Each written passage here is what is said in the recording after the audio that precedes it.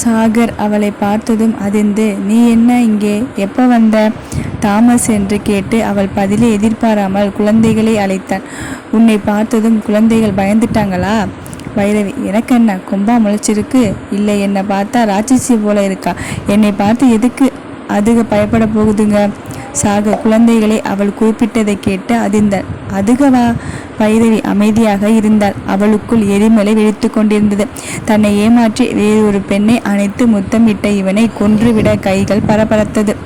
ஆனால் தன்னுடைய குறிக்கோள் ஞாபகத்தில் இருக்க அவனிடம் கோபப்பட்டு தனக்கு தான் லாஸ் என்று அறிந்தவள் கண்டு கொள்ளாமல் இருந்தாள். சாகர் அவசரமாக குழந்தைகள் அறைக்குள் சென்று திரும்பினான். வைரவியிடம், குழந்தைகள் எங்கே? வைரவி, யார் அவர்கள்? அனாதை குழந்தைகள் போல இருக்கிறார்கள். வீட்டில் முக்கிய பொருட்கள் எதையாவது திருடிட்டாங்கன்னா அதனால்தான் துரத்திட்டேன். சாகர் அவளின் பதிலில் துவண்டு போனான். துரத்திட்டியா? அவங்களை துரத்த நீ யாரு என்று அவள் கழுத்தை பிடித்தான். வைரவி கோபத்தில், நான் யாருன்னு கேட்குறீங்க? தெரியாதா? இத்தனை நாளாக நான் யாருன்னு தெரியாமல் பழகிட்டு இருந்தீர்களா? சரியா சொல்லணும்னா நான் உங்கள் மனைவி, இந்த வீட்டுக்கு சொந்தக்காரி. சாகர், என்னுடைய மனைவின என்ன? என்னுடைய கையால் தொங்க தொங்க தாலி கட்டிட்டு இருக்கியா? இல்லை வீட்டுக்கு சொந்தக்காரின இந்த வீடு உன்னோட பேரில் இருக்கிறதா? வைரவி, யாரோ அனாதைகள், அவங்களுக்காக என்னையே குறுக்கு விசாரணை செய்கிறீங்களா? 8 வருஷமா உங்களையே சுற்றி சுற்றி வருகிறேன், எனக்கு என்ன மரியாதை? சாகர், நானும் அனாதைதான். நீ 8 வருடமா என்னை சுற்றி சுற்றி வந்த. ஆனால் நான் ஒரு வார்த்தை உன்னை கல்யாணம் செய்துக்கிறேன்னு சொல்லி இருக்கேனா? வைரவி கோபத்தின் உச்சியில், நீங்க சொல்லலை, ஆனால் உங்க அப்பா சொல்லி இருக்காரு. சாகர், அப்பாவா? வைரவி கோபத்தில் உளறிவிட்டதை உணர்ந்து, இனியும் மறைக்க முடியாது என்று, ஆமாம், நரேனங்கள் தான் என்னை உங்களுடன் படிக்க வைத்து நெருங்கி பழக சொன்னார். அவர் உங்களுக்காக பார்த்து வச்சிருக்கும் பொண்ணு நான் தான். சின்ன வயசுலேயே முடிவு பண்ணிட்டாங்க. நம்ம கல்யாணம் சாக்கிலாவது நரேனங்கள் கூட நீ சேர்ந்துடுவேன்னு நாங்கள் எதிர்பார்த்தோம். சாகர் உடைந்து போனான். அந்த ஆள் என்னை நிழல் போல தொடர்ந்து வேவு பார்த்து கொண்டிருக்கிறான். என் மேல் என்ன உரிமை இருக்கு அவனுக்கு? நீ சொல்லும் ஆளோட மகன் இல்லை. முதல்ல நீ இங்கிருந்து வெளியே போ என்று கர்ஜித்தான். வைரவி முதலாக சாகரின் கோப முகத்தை பார்த்து அடங்கினார். அப்படி சொல்லாதீங்க. உங்களை எப்படி தேடினார் தெரியுமா? அனாதை இல்லத்தில் முதல் மதிப்பெண் வாங்கிய மாணவனு உங்க பெயர் வந்ததும் தான் நீங்க இருக்கும் இடத்தை கண்டுபிடித்தார். உங்களை தேடி வந்தார். அதற்குள் நீங்க மருத்துவக் கல்லூரியில் சேர்ந்துட்டீங்க. என்னையும் உங்களுடன் இருந்து படிக்க சொன்னார். உங்களை பார்த்துக்க சொன்னார். சாகர் பல்லை கடித்து கொண்டு, பக்கத்தில் இருந்து நிழலை போல என்னை தொடர்ந்து வேவு பார்த்திருக்க, என்னுடைய முகத்துக்கு நேரா துரோகம் செய்திருக்கே. என்னுடைய கஷ்டங்களை பகிர்ந்துக்கிறதா நடிச்சு அந்த ஆளிடம் சொல்லி சந்தோஷப்பட்டுக்கிட்டு இருந்திருக்க. இன்னும் ஒரு நிமிடம் இங்கே இருந்தேனா உன்னையும் அந்த ஆளையும் சேர்த்து கொண்டுடுவேன். ஓடி வெளியே என்று அவள் தலைமுடியை பிடித்து இழுத்து வெளியே தள்ளினான். சாகர், வாட்ச்மேன், குழந்தைகள் எங்கே? சார், அம்மா வெளியே அனுப்பிட்டாங்க. சாகர் கடுகடுப்பாக பார்த்துக்கிட்டு இருந்தியா? அந்த குழந்தைகளில் ஒன்று உன்னுடைய குழந்தையா இருந்தா இப்படி செய்திருப்பாயா? குழந்தைகளுக்கு ஏதாவது ஆச்சு, உன்னை வேரோட அழிச்சிடுவேன், போயா. சார். சாகர், போடா வெளியே. போலீஸ் ஸ்டேஷனில் இருந்து உன்னுடைய வீட்டு கதவை தட்டுவாங்க. வாட்ச்மேன் நடுங்கினான். சாகர், குழந்தைகள் எந்த பக்கம் போனாங்க? சார், இந்த பக்கம் என்று கை காட்ட, நான் திரும்பி வருவதற்குள் நீ இருந்த சுவடே இருக்கக்கூடாது என்று சொல்லிவிட்டு வாட்ச்மேன் காட்டிய திசை நோக்கி காரை எடுத்தான். குழந்தைகளுக்காக வாங்கிய பெரிய கார் வீதியில் சீறி பாய்ந்தது. சாகர், ஏன் இந்த குழந்தைகளை இப்படி வார்த்தையில் வாட்டி வதைக்கணும்? நான் பார்த்துக்குவேன், உறுதி செய்துட்டு வந்தேனே. கண்ணீருடன் சிறிது தூரம் கடக்க திடீரென ரோட்டோரம் செல்பவர்களை பார்த்து காரை நிறுத்தினான். கார் விட்டு இறங்கி வேகமாக ஓடினான். தாமஸ். குழந்தைகள் சட்டென்று நின்றாலும் அவனை திரும்பி பாராமல் நின்றனர். சாகர், தாமஸ், செல்வி. குழந்தைகள் தங்கள் கைகளை இறுக்கி பிடித்து கொண்டனர். சாகர், அவர்கள் முன்னால் என்று மன்னிச்சிடுங்க ப்ளீஸ். செல்வி சைகை செய்ய, நாங்க ஒன்றும் திருடலை. சாகர் இதயத்தை 2ஆக பிளந்தது போல இருந்தது. ஐயோ செல்வி. தாமஸ், எங்க சூர்யா அக்கா கிட்ட எங்களை விட்டுடுறீங்களா? சாகர், சரி தாமஸ், நான் சூர்யாவை பார்த்துட்டு வீட்டுக்கு போகலாம். தாமஸ், எங்களை போன்ற அனாதைகளுக்கு வீடு இல்லை சார். சாகர் குழந்தை சார் என்று சொன்னதும் அதை கேட்டு உடைந்து போனான். வார்த்தை தொண்டையை அடித்தது. தாமஸ், தாமஸ், அண்ணனை புரிஞ்சுக்கோங்கடா. ஐயப்பன், ரொம்ப நல்லா புரிஞ்சுக்கிட்டோம் சார். நீங்கள் வேற, நாங்கள் வேற. ராணிம்மாவை பார்த்துட்டு நாங்கள் சேலத்துக்கே போகிறோம். சாகர், செல்வி நீயாவது. செல்வி வெடுக்கென்று தலையை திருப்பி கொண்டாள். மற்ற குழந்தைகள் சாகரை கண்டு கொள்ளாமல் அவனை தாண்டி சென்று, தாமஸ் அண்ணா போகலாம். ராத்திரி கிளம்பினால்தான் காலையில் நான் வீட்டு வேலைக்கு போக முடியும். சாகர் அவர்கள் முன் மண்டியிட்டான். சரி, என்னுடன் வர வேண்டாம். உங்கள் சூர்யா அக்கா கிட்ட உங்களை அனுப்பிடுறேன், வாங்க. தாமஸ், காரில் ஏறி போகும் அளவுக்கு எங்களுக்கு தகுதி இல்லை, நடந்தே வருகிறோம், வழி மட்டும் காட்டுங்க. சாகர், பஸ்ஸில் போகலாம். தாமஸ், எங்ககிட்ட காசு இல்லையே. சாகர், நான் தருகிறேன். தாமஸ், உங்களுக்கு மட்டும்தான் தன்மானமா சார்? எங்களுக்கு இருக்கக்கூடாதா? இத்தனை நாள் எங்களுக்கு செலவு செய்ததெல்லாம் எழுதி வை சார், திருப்பி கொடுத்துடுறோம். சாகர் தலையில் அடித்து கொண்டான். ஐயோ, 8 வருடமா உங்களை தேடி கண்டுபிடிச்சிட்டேன்னு நிம்மதியாக இருக்கும் பொழுது ஏன் இப்படி ஒரு சோதனை? சாகர் செல்வியை தூக்கி கொண்டான். அவள் கை காலை உதறினாள். இறக்கிவிட சொல்லி அழுதாள். பாரு, காலில் செருப்பு கூட போட்டுக்கலை, அண்ணன் தூக்கிட்டு வருகிறேன். தீபா செல்வி என்று முறைத்ததும் சாகரிடமிருந்து வெடுக்கென்று குதித்தாள். சாகர், ஏன் என்னை விலக்கி வச்சிட்டீங்க? நானும் உங்களில் ஒருத்தன் தானே. குழந்தைகள் எதுவும் பேசாமல் நடக்க சாகர் தன்னுடைய காலில் இருந்த செருப்பை தூக்கி எறிந்துவிட்டு குழந்தைகளுடன் நடந்தான். சூர்யா ஹாஸ்பிட்டல். சூர்யா அக்கா என்று குழந்தைகள் அழைக்க அவள் குழந்தைகளை பார்த்து திடுக்கிட்டு தன்னுடைய கையில் இருந்த குழந்தையை இறக்கிவிட்டு ஓடி சென்று அணைத்து கொண்டாள். நல்லா இருக்கீங்களா? சச்சின் ஆர்வம் தாங்காமல், அம்மா, யாரும்மா இந்த அக்கா எல்லாம்? சூர்யா, உள்ளே இருக்காங்க இல்ல ராணிம்மா, அவங்க குழந்தைகள். செல்வி சூர்யாவை அணைத்து கொண்டு விசும்பினாள். சூர்யா, என்ன ஆச்சு தாமஸ்? தாமஸ் நடந்ததை எல்லாம் சொல்ல பின்னால் குறுகி போய் அவர்கள் சொல்வதை கேட்டு கொண்டிருந்தான் சாகர். சச்சின், அம்மா, அனாதைனா என்னம்மா? சாகர் யோசனையுடன் அம்மா என்று அழைக்கும் குழந்தையை பார்த்து பிறகு சூர்யாவை பார்த்தான். அவளுக்கு குழந்தை இருக்கிறதா? அந்த 60 வயது கிழவனுடையதா? கைகளை இறுக்கி மூடிக்கொண்டு சுவரில் குத்தினான். சூர்யா, நம்மை போல சம்பாதிக்க வழி தெரியாமல் உறவுகள் இல்லாமல் இருப்பவர்கள் தான் அனாதைகள். சச்சின், அம்மா, பணம் நிறைய இருந்தால் நாம் எல்லாம் அனாதை இல்லையா? சூர்யா, எஸ், பணம் இருந்தால் நாமெல்லாம் அனாதைகளா வளர்ந்தோங்கிறத மறந்துடலாம் என்று வெறுப்புடன் குத்தலாக சாகரை பார்த்தார். அதற்கு மேல் சாகர் அங்கு நிற்க திராணி இல்லாமல் நகர்ந்து சென்றான். சூர்யா, சரி வாங்க, ராணிம்மாவை தூரத்தில் இருந்து பார்த்துட்டு போகலாம். தாமஸ், ஆமாம் அக்கா, இப்போ கிளம்பினால்தான் நாங்கள் விடுவதற்குள் ஊருக்கு போக முடியும். சூர்யா, அதெல்லாம் வேண்டாம், என்னுடன் இருங்க. இப்போ இருக்கும் வீடு கொஞ்சம் சிறியதாக இருக்கும், ஆனால் நாம் சீக்கிரம் கொஞ்சம் பெரிய வீடாக பார்த்துட்டு போயிடலாம்.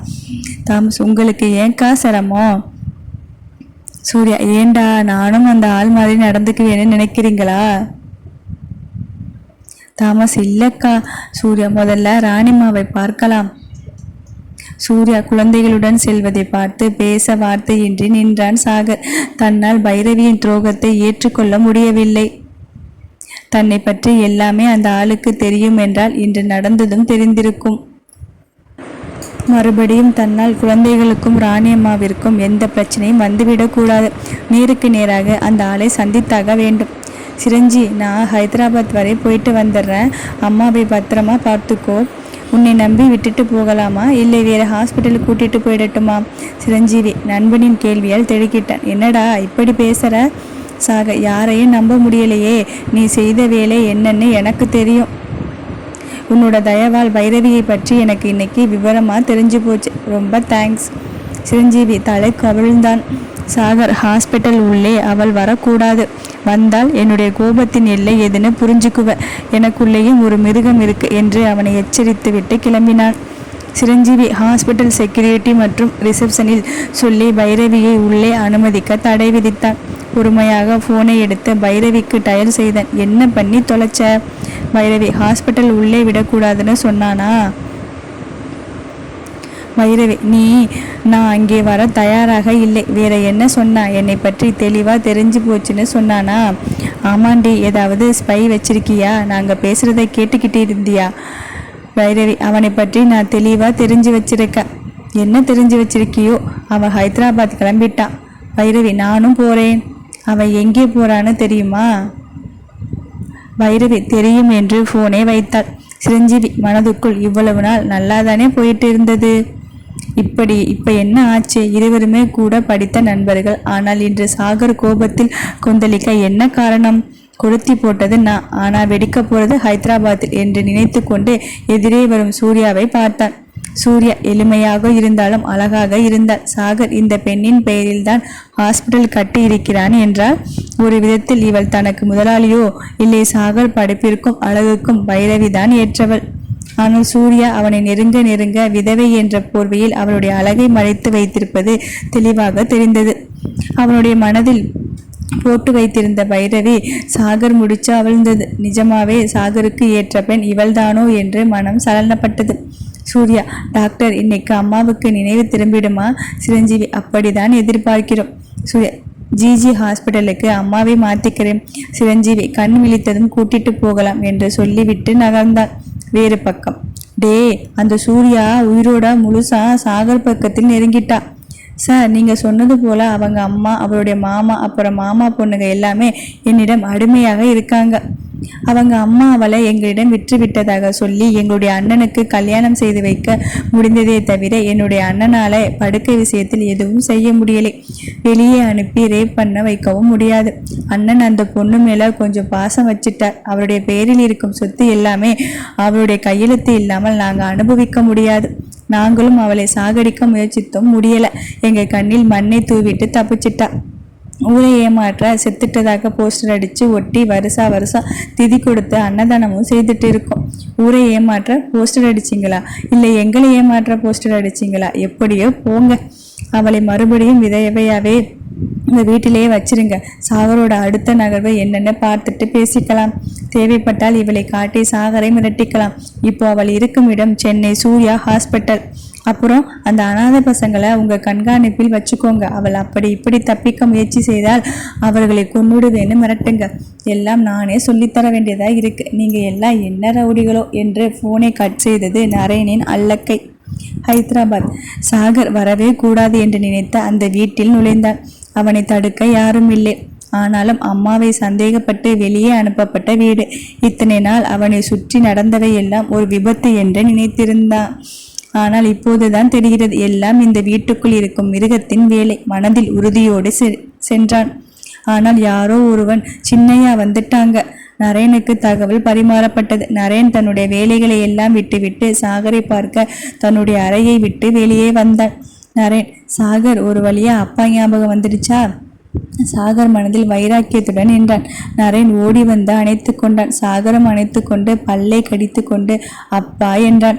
தனக்கு கொடுக்கப்பட்ட விஷத்தை அந்த ஆளும் கொஞ்சம் கொஞ்சமாக சுவைக்க வேண்டும், அதுதான் என்னுடைய குறிக்கோள். நரேன் வீடு ஒரு காலத்தில் சாகரின் வீடு. சாகரின் வருகையை பார்த்து அங்கிருந்தவர்கள் எல்லாம் ஆர்வத்துடன் பார்த்தனர். நரேன், 16 வருஷம் ஆச்சு. உங்க அம்மா செத்து போனதை நீ என்னிடம் தானே வந்திருக்கணும். உங்க அம்மா என்னை விட்டுட்டு ஓடிட சொல்லிட்டாளா? இப்படி 16 வருஷம் விட்டுட்டு போயிட்டியே. ராமர் வனவாசம் போனது கூட 14 வருஷம்தான். நீ இப்படி அப்பாவை பற்றி யோசிக்காமல் போயிட்டியே என்ற குரல் வந்த திசை நோக்கி பார்த்தான். முழு அலங்காரத்துடன் நின்று கொண்டிருந்தாள் சுனிதா. அம்மாவை கெட்ட பெயருடன் வெளியேற்றியவள். நரேன், உள்ளே போ என்று அவளை விரட்டிவிட்டு நடுகாலில் இருந்த ஆளுயர சாகரின் அம்மா படத்தின் முன், பார்த்தியா, நம்ம பையன் வந்துட்டான், என்னை தேடி வந்துட்டான். இனிமே என்னை விட்டு இவனை பிரிக்கவே முடியாது. என்னுடைய ஒரே வாரிசு, என்னுடைய சாம்ராஜ்யத்தை கட்டியாள போறவன். சாகர் ரெட்டி. சாகரிடம், நல்லா பாரு, உன்னுடைய உருவம் முழுவதும் என்னை பிரதிபலிக்கிறது. என்னை விட்டு கொஞ்சம் நீ உயரம். உலகில் எவனிடம் கேட்டாலும் சொல்லுவான், நீ என்னுடைய மகன் என்று. உங்க அம்மாவுக்கு என்மேல் அவ்வளவு காதல். உன்னை என்னைப் போலவே அவளுடைய வயிற்றில் வைத்து செதுக்கி இருக்கிறாள். சாகர் மனதில் ஆத்திரம் பொங்கியது. நீதானேடா அம்மாவை சந்தேகப்பட்டு வெளியே அனுப்பின என்று கேட்க தூண்டிய மனதை அடக்கி கொண்டான். அம்மா சொல்லியது மனதில் ஓடியது. ஒரு விஷயத்தை பெற வேண்டும் என்றால் அதற்கு உண்டான தியாகத்தை செய்ய தயாராக இருக்கணும். அம்மா போட்டோ முன் நின்று மனதுக்குள் எஸ் அம்மா, நான் தயார், என்னுடைய நிஜ குடும்பத்திற்காக எதையும் தியாகம் செய்ய தயார். நரேன் தன்னுடைய அல்லக்கையிடம், பையன் வெளிநாட்டில் இருந்து வந்திருக்கான் என்று செய்தி கொடுத்துடு. பையன் டாக்டர், அது பெரிய எழுத்தில் போடு. தமிழ்நாட்டில் கிளினிக் வச்சிருக்கான், நம்ம ஹாஸ்பிட்டல் எல்லாம் விளம்பரம் கொடுக்க சொல்லிடு. தமிழ்நாடு ஆந்திரா சேர்ந்து கொண்டாடணும். எல்லா பேப்பரிலும் பையன் பெயர் வரணும். பழைய அசிங்கத்தை அழிக்கிற மாதிரி பெருசா வரணும் என்று மூச்சு விடாமல் பேசிக்கொண்டிருந்தார். பழைய அசிங்கம் என்று குறிப்பிட்டது அனாதை இல்லத்திலிருந்து முதல் மாணவன் என்ற செய்தி வந்ததை தான் என்று சாகருக்கு புரியாமல் இல்லை. சாகர், நம்ம ஹாஸ்பிட்டல்?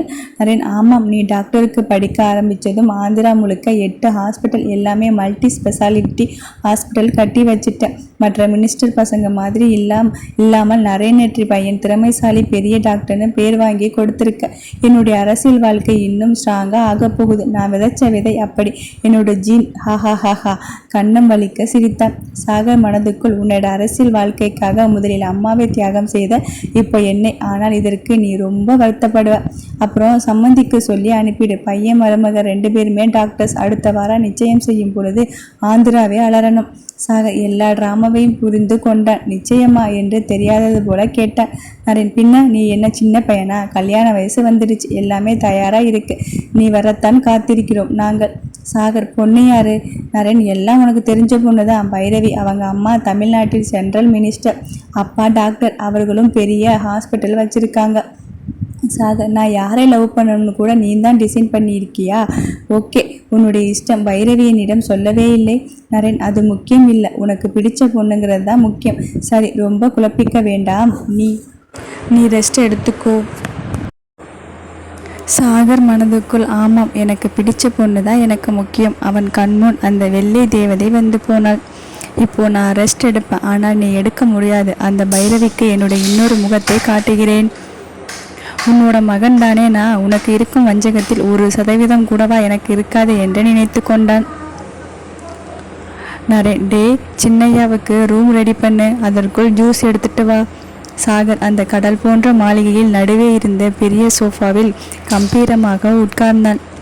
ஐயா, உங்கள் மகன் இப்படி பார்க்கும் பொழுதே ராஜா போல இருக்கார். என்ன கம்பீரம், என்ன அழகு என்று ஜால்ரா ஒருவன் சொல்ல நரேன் பெருமையாக தன்னுடைய மகனை பார்த்தான். அங்கு சூர்யா ஹாஸ்பிட்டல் வாசலில் சூர்யாவிற்கு முன் அவள் எதிர்பாராத நபர்கள் நின்று இருந்தனர். அவர்களை பார்த்ததும் சூர்யா நடுங்கினார். அந்த நடுத்தர வயது இருந்த ஆட்கள் அவள் கணவனின் கடைசி தம்பியான 6வது ஆளும் 5வது ஆளும் அண்ணி என்று அழைத்தனர். சூர்யாவின் உடல் கூசியது. இதயம் வெளியே வந்து விழுந்தது போல இருந்தது. அண்ணி, இப்படி சொல்ல கொள்ளாம வந்துட்டீங்களே, நீங்கள் உயிரோடு இல்லைன்னு நினச்சிட்டோம். ஹாஸ்பிட்டல் சாகருடையது. கொஞ்சம் அடக்கி வாசிக்க வேண்டிய சூழ்நிலையை கருதி அமைதியாக பேசினான் அந்த ஆள். கலாட்டா எதுவும் செய்துவிட்டு நரேன் களத்தில் இறங்கிவிட்டால் இன்னும் வம்படியாக போகும். சூர்யா தைரியத்தை வரவைத்து கொண்டு, என்ன வேணும்? அண்ணே, நீங்கள் இல்லாமல் வீடே வீடு மாதிரி இல்லை. நீங்கள் எங்களுடன் வர வேண்டும். உங்களுக்கு தெரியாத இன்னொரு விஷயம், 2வது அண்ணனும் இறந்துட்டார். சூர்யா, ஐயோ அப்படியா? உங்கள் பெரிய அண்ணனை விட நல்லவராச்சே. என்னை அவருடன் படுக்க கூப்பிட்டாரே. என் மூலமாவது அவருக்கு குழந்தை பிறக்கும்னு நினச்சார். கடைசி வரை குழந்தை இல்லாமலே இறந்துட்டாரா? பாவம், உங்கள் அண்ணி என்ன செய்கிறாங்க? அவனோ இவளின் கேலி கிண்டல் வார்த்தைகளில் கடுகடுத்து பல்லை கடித்து கொண்டு வீட்டில் தான் இருக்காங்க. சூர்யா, எனக்கு துணைக்கு வெள்ளை புடவை உடுத்த ஒரு ஆள் இருக்காங்கன்னு சொல்லுங்க. இல்லை, அவங்க வெள்ளை புடவை உடுத்த மாட்டேன்னு சொல்லிட்டாங்க. சூர்யா, அப்போ நான் மட்டும்தான் அந்த குடும்பத்தில் நேர்மையா இன்னும் வெள்ளை புடவை உடுத்திட்டு இருக்கேனா? உங்க அண்ணன் என்னை போல ஒரு மனைவி கிடைக்க புண்ணியம் செய்திருக்கார் இல்லையா? இல்லைனா அன்னைக்கே உங்கள் 2வது அண்ணன் கூப்பிட்ட பொழுது அவருடைய படுக்கைக்கு போயிருப்பேன். என் மூலமாவது அவருக்கு குழந்தை பாக்கியம் கிடைத்திருக்கும். இறந்து போனவரை பற்றி எதுவும் பேச வேண்டாம். அவள் பேசிய பேச்சுக்கு அவளை கொலை செய்ய துடித்த கரங்களை அடக்கி கொண்டார்கள். சூர்யா, அதுவும் சரிதான். செத்து போனவரை எழுப்பி நான் மனசை மாற்றிக்கிறேன் வாங்கன்னு கூப்பிட முடியுமா என்ன? நான் இங்கே இருப்பது எப்படி உங்களுக்கு தெரியும்? அவனுக்கு சூர்யாவின் ஒவ்வொரு வார்த்தைக்கும் அவளை முள் மரத்தில் தேய்த்து எடுக்க வேண்டும் என்று ஆத்திரம் வந்தது. அடக்கி கொண்டார்கள். சூர்யா மனதில் சாகர் மேல் வெறுப்பை விதைக்க டாக்டர் சாகர் தான் ஃபோன் செய்தார். தகவல் சொன்னார். அவருக்கு நம்ம குடும்பம் ரொம்ப கடமைப்பட்டிருக்கு. சூர்யா அதிர்ந்தாள். மனம் ஒரு நிலையில் இல்லை. என்னுடைய கணவர் வீட்டு ஆட்களை அவனுக்கு தெரிந்திருக்கிறது என்றால் என்னை வலுக்கட்டாயப்படுத்தி திருமணம் செய்து வைத்ததும் தெரிந்து இருக்கும். மனதுக்குள், சாகர், உன்னை என்னுடைய ஆழ் மனதிலிருந்து வெறுக்கிறேன். நான் உன்னிடம் காதலை சொல்லியதற்காக இப்படி எரியும் நெருப்பில் போட்டுவிட்டாய். அதுக்காக நான் துவள மாட்டேன். உன்னை கொன்று என்னுடைய ஆத்திரத்தை தீர்த்து கொள்வேன் என்று சத்தியம் செய்து கொண்டாள். சூர்யா மனதில் பயம் உண்டானது. குழந்தைகளை பார்த்து கொள்ள வேண்டும், ராணிமாவை பார்த்து கொள்ள வேண்டும். விரோதிகளாக இவர்கள் ஒரு பக்கம், சாகர் ஒரு பக்கம். இவர்களை விரோதித்து கொண்டால் கண்டிப்பாக குழந்தைகளுக்கு ஏதும் தீங்கு விளைவிப்பான். இவர்களை சமாளித்துதான் குழந்தைகளை காப்பாற்ற வேண்டும். தன்னை தியாகம் செய்ய, குறிப்பாக சொன்னால் தன்னுடைய உடலை இந்த ஜென்மத்தில் யாருக்காக என்று மனதில் உருக்கமாக நினைத்து பாதுகாத்து வைத்திருந்தாலோ அவனே ஏமாற்றுக்காரன் என்று தெரிந்ததும் இனி தன்னுடைய கற்பை காப்பாற்றி வைப்பது இலவம் பஞ்சு பழுக்கு காத்திருந்த கதையாகும் என்று புரிந்து கொண்டு தான் தன்னுடைய உடல் மேல் வைத்திருந்த மரியாதையை இழக்க தயாரானாள். சூர்யா தன்னுடைய எண்ணத்தை செயல்படுத்த நினைத்து, சரி வர, ஆனால் ஒரு நிபந்தனை. உங்கள் அண்ணனால் எனக்கு படுக்கையில் எந்த சந்தோஷமும் கொடுக்க முடியலை. நானும் 23 வயது இளம்பெண். கொஞ்சம் ஆசை இச்சை இருக்கு. உங்களில் யாராக இருந்தாலும் எனக்கு படுக்கை சுகத்தை தரணும். எனக்குன்னு குழந்தை பிறக்க வேண்டும். 10 மாதம் சுமந்து பெற வேண்டும். தம்பிகள் இருவரும் திடுக்கிட்டனர். அவர்கள் கண்ணால் சூர்யாவை அளக்க ஆரம்பித்தனர். சூர்யா தான் சொல்வதை நிரூபிக்க சாகரை இழுத்தார். ஏன் சொல்கிறேன்னா, நீங்கள் சொன்னீங்களே சாகர், அவர் இதெல்லாம் எனக்கு தர தயாராக இருந்தார். நம்ம குடும்பமானம் போயிடுமேனு நான் அவர்கிட்டேருந்து ஒதுங்கிட்டேன். அந்த கோபத்தில் தான் உங்களை கூப்பிட்டு நான் இருக்கும் இடத்தை சொல்லி இருக்காருன்னு நினைக்கிறேன் என்று அவள் சொல்லியதை கேட்டதும் அதிர்ந்தன. நரேனின் அல்லக்கை ஃபோனில் மிரட்டியது நினைவுக்கு வந்தது. சூர்யா தன்னுடைய பேச்சை தொடர்ந்தார். அவருக்கு சம்மதம் சொல்லி இருந்தால் எந்த நிலையிலும் எங்கே இருந்தாலும் என்னை கூட்டிட்டு போயிடுவார். உங்களுக்கு தெரியுமான்னு தெரியல, சாகர் ரொம்ப பெரிய ஆள், மினிஸ்டர் பையன். அவருக்கு வைப்பாட்டியா இருக்க சந்தோஷம்தான் என்று சொல்லி நிறுத்தினாள். அவர்களை ஆழ்ந்து பார்த்து அளந்தாள். தன்னுடைய வார்த்தைகள் அவர்களை கொஞ்சமாவது கலங்க வைக்கிறதா என்று பார்த்தார். எப்படியாவது எதை சொல்லியாவது அண்ணன் தம்பிகளுக்குள் குழப்பத்தை ஏற்படுத்த வேண்டும் என்று உறுதி கொண்டாள். அப்போதுதான் தன்னுடைய பழிவாங்கும் வேலை சுலபமாக முடியும். அவர்கள் அதிர்ந்தனர். அண்ணி, எப்படி இது சாத்தியம்? அப்புறம் அண்ணன் எங்களை தப்பா நினைக்க மாட்டாரா? உங்களை எப்படி நாங்கள் தொட முடியும் என்று சொன்னாலும் சாகர் இவளிடம் நெருங்கக்கூடாது என்பது உத்தரவு. அது அவர்கள் மனதில் ஓடாமல் இல்லை. சூர்யா, இல்லைனா நான் சாகரிடம் பேசிக்கொள்கிறேன். வீட்டில் இத்தனை ஆண்களை வைத்து கொண்டு உடல் பசிக்காக நான் வெளியே போனால் அப்புறம் யாருக்கு கேவலம்னு யோசிச்சுக்கோங்க. இதுதான் சாகரை விட்டு அவளை விலக்கி வைக்க ஒரே வழியாக இருந்தால் முயற்சிக்க வேண்டியதுதான். கடைசியால் அவசரமாக தடுத்து, நாங்கள் சம்மதிக்கிறோம். அண்ணன் பெயரில் இருக்கும் சொத்துக்களை தங்கள் பெயருக்கு மாற்றிக்கொள்வது இவள் வேண்டும். அதுவும் இல்லாமல் இவள் சாகரிடம் நெருங்கக்கூடாது. நெருங்கினால் குடும்பத்தையே கொன்று விடுவான் நரேன். இனிமேல் சூர்யானு கூப்பிடுங்க என்று அவனில் ஒருவனை நெருங்கினாள். என்னதான் ரவுடியாக இருந்தாலும் தன்னுடைய அண்ணன் மனைவி தன்னை நெருங்குவதை பார்த்து திகைத்து சற்று தள்ளி நின்றான். சூர்யா அக்கா கிட்ட சொல்ல மாட்டேன் என்று கடைசியால் கையை எடுத்து தன்னுடைய இடையில் வைத்தாள். அவள் படபடத்தான். அவனை அணைத்து மார்பை தேய்த்து அவன் முகத்தருகே சென்றாள். அவன் அவளுடைய தூண்டுதல் காரணமாகவும் வீட்டில் மனைவியுடன் நெருங்கி பல நாட்கள் ஆனது காரணமாகவும் கிளர்ந்தான். தன்னுடைய கிளர்ச்சியடைந்த குரலில், இந்த இடத்தில் வேண்டாம். சூர்யா சுற்றி பார்த்து, எஸ், இங்கே வேண்டாம், போகலாம் என்று அவன் கையை பிடித்து கொண்டு காரில் ஏறிக்கொண்டாள். இனி தன்னுடைய வாழ்க்கை நரகமாக இருக்கப் போவதை நினைத்து நடுங்கினாலும் இந்த நரகத்தில் இருந்து வெளியே வருவேன் என்று சூளுரைத்து கண் மூடினாள். கடைசி தம்பி கைகளில் பூ போன்ற கை அழுத்தி கொண்டிருக்க அவனுடைய மோகம் எல்லை கடந்தது. பக்கத்தில் அடியாட்கள் உட்கார வர கடைசி தம்பி அவர்களை பார்த்து வேற காரில் வாங்க என்று ஆணையிட்டு சூர்யாவின் அருகில் உட்கார்ந்தான். சிறிது தூரம் கார் நகர்ந்தது. சூர்யா கண்மூடி தன்னுடைய முந்தானையை சரிய விட்டு ஜன்னலோரம் சாய்ந்தாள். பக்கத்தில் இருந்தவன் கண்கள் அவளுடைய அழகை பார்த்து கொண்டிருக்க தன்னை மீறி தன்னை பிடித்திருந்த அவள் கையை முத்தமிட்டான். மெல்ல அவள் முகத்தருகே நெருங்க முன்னால் காரோட்டி கொண்டிருந்தவன் அவனின் அண்ணன். டே, நீ கொஞ்ச நேரம் காரோட்டு. அண்ணா, 5 நிமிடம் வந்துடுறேன் என்று பக்கத்தில் இருக்கும் மல்லிகை சென்றே நெருங்கினாள். அவள் மேல் பூவாசம் வீசியது. அவளோ தூங்குவது போல் அவன் மேல் சரிந்தாள். அவளின் மென்மையான ஸ்பரிசம் அவனுக்குள் என்னவோ செய்தது. கடைசி தம்பி அவனுடைய கையை அவளுடைய இடையில் வைத்து அழுத்தினான். தூக்கத்தில் இருந்து எழுந்தவள் கிறக்கமாக சினங்களை வெளியிட்டாள். முன்னே காரோட்டி கொண்டிருந்தவன் இதை கேட்டு உடலில் மாற்றம் ஏற்பட்டது. காரை ஓரமாக நிறுத்தினான். அண்ணா, நம்ம 2 பேரில் யாராக இருந்தால் என்ன என்று அவன் சூர்யா மேல் கை வைக்க அவள் சா என்று சினுங்கினாள். அண்ணன் அவள் சினுங்கலில் தன்னுடைய உடலில் பெரும் மாற்றம் ஏற்பட்டதை உணர்ந்தான். கார் கதவை திறந்து தம்பியை இழுத்து தள்ளினான். சூர்யா, என்னாச்சு என்று முந்தானையை சரி செய்து கொண்டவள் ஜன்னல் வழியாக வேடிக்கை பார்த்தாள். முதலில் பேச்சுவார்த்தையுடன் துவங்கிய விவகாரம் அடிதடியில் முடிந்தது. சூர்யாவிற்கு நிம்மதி ஏற்பட்டது. எங்கே இருவரும் சமாதானமாகி ஆளுக்கொரு முறை என்று தன்னை சீரழித்து விடுவார்களோ என்று பயந்து இருந்தவளுக்கு தன்னுடைய பிளான் நல்லபடியாக வேலை செய்தது குறித்து மனதுக்குள் சிரித்தாள். நீங்கள் 2 பேரும் உயிரோட ஊருக்கு போக போறதில்லை என்று நினைத்து கொண்டாள்.